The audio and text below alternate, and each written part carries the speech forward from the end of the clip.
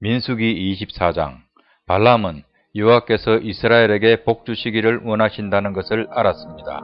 그래서 발람은 전과 같이 마술을 쓰려하지 않고 대신 광야 쪽으로 얼굴을 돌렸습니다. 발람은 이스라엘 백성이 지파별로 진을 치고 있는 모습을 보았습니다. 그때 하나님의 영이 그에게 들어갔습니다. 발람이 이런 말을 했습니다. 보올의 아들 발람의 말이라. 눈이 열린 사람의 말이라. 하나님의 말씀을 들은 사람의 말이라. 나는 전능하신 분에게서 환상을 보았고 그분 앞에 엎드릴 때 내 눈이 열렸도다. 야곱 백성아, 너희의 장막은 아름답고 이스라엘아, 너희의 집은 아름답구나. 너희의 장막은 골짜기처럼 펼쳐졌고 강가의 동산 같구나. 여호와께서 심으신 침향목 같고 물가에서 자라는 백향목 같구나. 이스라엘의 물통은 언제나 가득 찰 것이며 이스라엘의 신은 물을 가득 머금으리라. 그들의 왕은 아각보다 위대하고 그들의 나라는 매우 큰 나라가 될 것이다.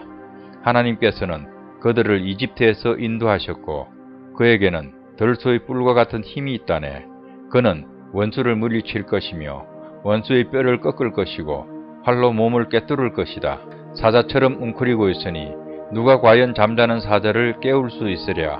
너를 축복하는 사람마다 복을 받을 것이요 너를 저주하는 사람마다 저주를 받을 것이라.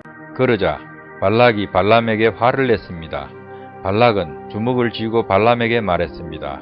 내 원수들을 저주해 달라고 불렀더니 당신은 오히려 3번이나 축복해 주었소. 이제는 돌아가시오. 당신에게 보수를 충분히 주겠다고 말했지만 여호와께서 당신이 보수를 받는 것을 막으셨소.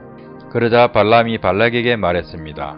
왕이 나에게 보냈던 사람에게도 내가 말하지 않았습니까? 발락이 은과 금으로 가득 찬 그의 집을 내게 준다 해도 나는 좋은 일이든 나쁜 일이든 어떤 일도 내 마음대로 할 수 없습니다. 나는 여호와께서 말씀하신 것만 말해야 합니다. 라고 말하지 않았습니까? 나는 이제 내 백성에게로 돌아가겠습니다. 하지만 이 백성이 장차 왕의 백성에게 무슨 일을 할지 말씀드리겠습니다. 발람이 이런 말을 했습니다. 보올의 아들 발람의 말이라. 눈이 열린 사람의 말이라. 하나님의 말씀을 들은 사람의 말이라. 나는 가장 높으신 하나님을 안다.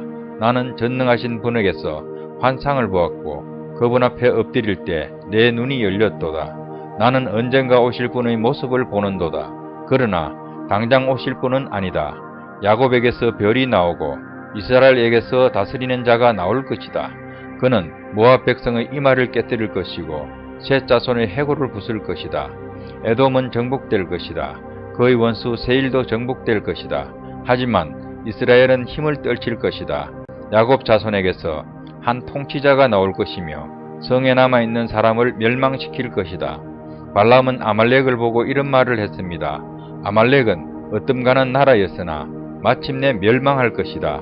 발람은 가인 자손을 보고 이런 말을 했습니다.